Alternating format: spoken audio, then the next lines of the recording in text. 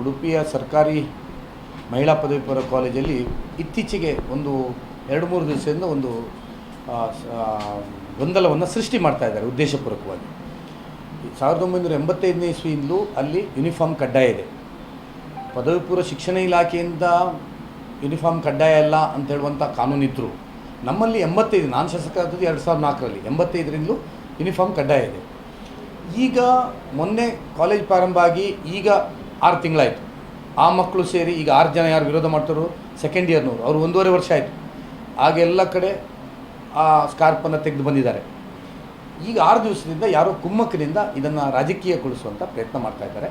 ನಾವು ಈಗಾಗಲೇ ಕಾಲೇಜ್ ಅಭಿವೃದ್ಧಿ ಸಮಿತಿ ಸ್ಪಷ್ಟ ನಿರ್ಧಾರ ಮಾಡಿದ್ದೇವೆ. ಒಂದಾ ಯೂನಿಫಾರ್ಮ್ ಬೇಕಾ ಬೇಡವಾ 2 ನಿರ್ಧಾರ ಸರ್ಕಾರ ಮಾಡಬೇಕು. ನಾವು ಬರ್ಕೊಂಡಿದ್ದೇವೆ. ಯೂನಿಫಾರ್ಮ್ ಬೇಕಾದರೆ ಎಲ್ಲರೂ ಸಮಾನವಾದ ಯೂನಿಫಾರ್ಮ್ ಹಾಕ್ಕೊಳ್ಬೇಕು. ಯೂನಿಫಾರ್ಮ್ ಬೇಡ ಆದರೆ ಯಾರಿಗೂ ಯೂನಿಫಾರ್ಮ್ ಹಾಕ್ಬಾರ್ದು.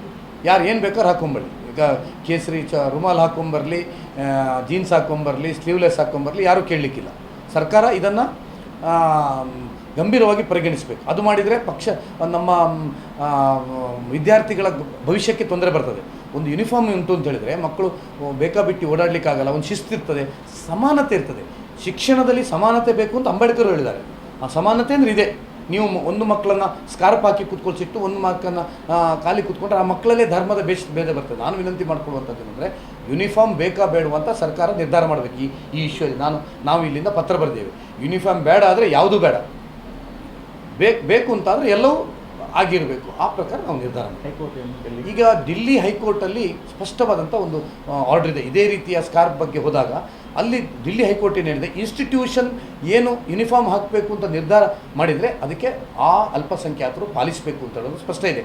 ಅದರಲ್ಲಿ ಆರ್ಡ್ರಲ್ಲಿದೆ. ನಿಮಗಿಲ್ಲಾದರೂ ನಿಮ್ಮ ಧಾರ್ಮಿಕ ಪ್ರಕಾರ ನಿಮ್ಮ ವೇಷಭೂಷಣಗಳನ್ನು ನೀವು ಮಾಡಬೇಕು ಅಂತಾರೆ ಅಲ್ಪಸಂಖ್ಯಾತರ ಇನ್ಸ್ಟಿಟ್ಯೂಷನ್ ಇದೆ, ಅಲ್ಲಿ ಹೋಗಿ.